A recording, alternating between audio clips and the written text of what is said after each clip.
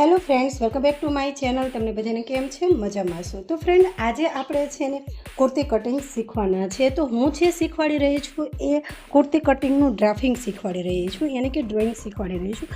આ વિડીયો પરથી અને આ ડ્રાફિંગ પરથી તમે જોઈ શકશો કે કુર્તી કટિંગ કેટલું આસાન છે. જે લોકો ઓનલાઈન ક્લાસીસ શીખવા માંગે છે તે આજે જ મારી ચેનલને સબસ્ક્રાઈબ કરી નાખે.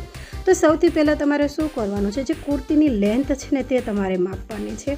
કુર્તીની જે પણ લેન્થ આવે ને તે આ રીતે લીટી દોરી નાખવાની છે. સ્ટ્રેટ લીટી દોરવાની છે, આડીઅવળી નથી દોરવાની. હવે હું અત્યારે એક્ઝામ્પલ તમને આપું તો હું જે અત્યારે આ કુર્તીનું કટિંગ કરી રહી છું એ 30ની લંબાઈ છે, પ્લસ આપણે 2 ઇંચ એક્સ્ટ્રા ઉમેરવાના છે. શા માટે ઉમેરવાના છે?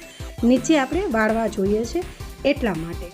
અડધો ઇંચ પણ તમે વાળી શકો છો, પણ જ્યારે તમે શીખી રહ્યા છો તો ત્યારે તમારે 2 ઇંચ એક્સ્ટ્રા વધારે લેવાના છે. 1.5 ઇંચ પણ લઈ શકો છો, પરંતુ તમે જ્યારે શીખો છો તો 2 ઇંચ લેવો તો વધુ સારું. હવે અહીંયા તમારે શું કરવાનું છે? તમારે અહીંયા લેવાનું છે શોલ્ડરની સાઇઝ. શોલ્ડરની સાઇઝ તમારે માપવાની છે. જે પણ સાઇઝ આવે એના અડધા લેવાના છે.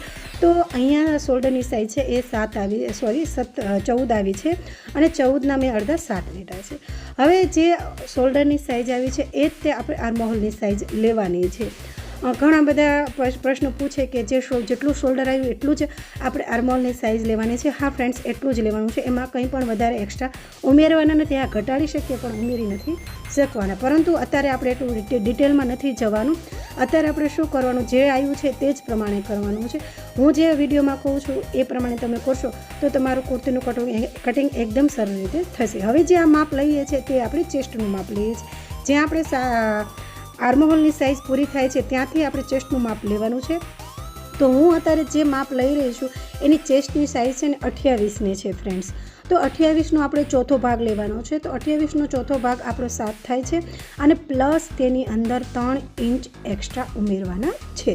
તો આ રીતનું તમારે સાઇઝ લખી નાખવાની છે. અને જો મેં કઈ રીતની ગણતરી કરી છે, આપણે કઈ રીતનો ચોથો ભાગ લઈએ છીએ એ પણ મેં ગણતરી કરી છે. ન એવું લાગે તો થોડુંક ઝૂમ કરી નાખવાનું, કાં સ્ક્રીનશોટ પાડી નાખવાનું અને થોડુંક ઝૂમ કરીને જોઈ લેવાનું કઈ રીતે. મારી થોડી હેન્ડરાઇટિંગ સારી નથી તો થોડુંક હું ઝૂમ કરી અને જોઈ લેજો મેં કઈ રીતના ઉમેર્યા છે અને કઈ રીતના ભાગ્યા છે. હવે શું કરવાનું છે? કમરની સાઇઝ લેવાની છે.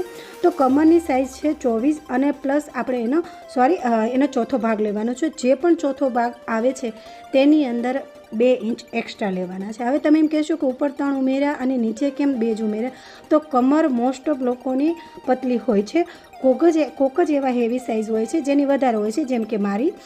તો આ રીતની છે ને કમરમાં આપણે 2 ઇંચ એક્સ્ટ્રા ઉમેરવાના છે. ખૂબ જ હેલ્ધી હોય તો તમારે એમાં 3 ઇંચ એક્સ્ટ્રા ઉમેરી શકો છો. અને આ જે હું મેઝરમેન્ટ કરીને દેખાડું છું એ બોડી મેઝરમેન્ટ છે, કુર્તીનું માપ લઈને નથી મેં કર્યું. હવે આપણે આ જે માપ હું દેખાડું છું એ હિપ્સનું માપ છે. તો હિપ્સનું માપ માપી અને એની અંદર તમારે જે પણ હિપ્સનું ભાગ આવે છે, જેમ કે મારે હિપ્સનો ભાગ 32 છે અને એનો ચોથો ભાગ 8 આવે છે, પ્લસ એની અંદર મેં 2 ઇંચ એક્સ્ટ્રા ઉમેર્યા છે. એટલે કે જેટલા આપણે કમરમાં ઉમેરવાના હોય એટલા જ તમારે હિપ્સમાં ઉમેરવાના છે. હિપ્સમાં વધારે ઉમેરવાના હોતા નથી, કારણ કે અહીંયાથી આપણે કટ કરવાનું છે, યાની કે અહીંયાથી આપણે આકાર દેવાનો છે એના કારણે. હવે આ રીતનું ડ્રોઈંગ દોરી જે રીતનો મારે આકાર થયો છે એ રીતનો જ તમારે આકાર થવાનો છે. અહીંયા છે ને જે 2 ઇંચ આપણે એક્સ્ટ્રા ઉમેર્યા છે તે છે ફ્રેન્ડ્સ, અને ઉપર જે ઉમેર્યા છે તે શું છે? તે એની જે સાઇઝ છે એ પ્રમાણે છે. તો નીચે છે ને તમે 2 ઇંચ એક્સ્ટ્રા ઉમેરી શકો છો. હું વધારેમાં વધારે 1 જ ઇંચ એક્સ્ટ્રા ઉમેરું છું. જ્યારે હું શીખવાડું છું ત્યારે 1.5 ઇંચ વધારે લેવડાવું છું. બહુ એવા જે મારા વિદ્યાર્થી આવી જાય જેને નથી જ આવડતું તો એને 2 ઇંચ ઉમેરીને દેખાડું છું. બાકી તમે આમાં 1.5 ઇંચ કે 1 ઇંચ ઉમેરી શકો છો. હવે અહીંયા ફ્રન્ટ સાઈડ ગોળાઈ લઈ લીધી છે અને બેક સાઈડની પણ ગોળાઈ લઈ લીધી છે. જો આ રીતે. તો આ રીતનું તમારે જે પણ માપ આવે, જે પહેલી ડ્રોઈંગનું માપ છે એ ડ્રોઈંગનું માપ કયું છે? તો જે તમારે મેઝરમેન્ટ, જે તમારું સાઇઝની ચોક્કસ માપ છે તે છે. જો અહીંથી અહીંયા સુધીનું. અને પછી જે બીજી તમને લાઈન દેખાય છે તે આપણે એક્સ્ટ્રા ઉમેર્યા છે તે છે.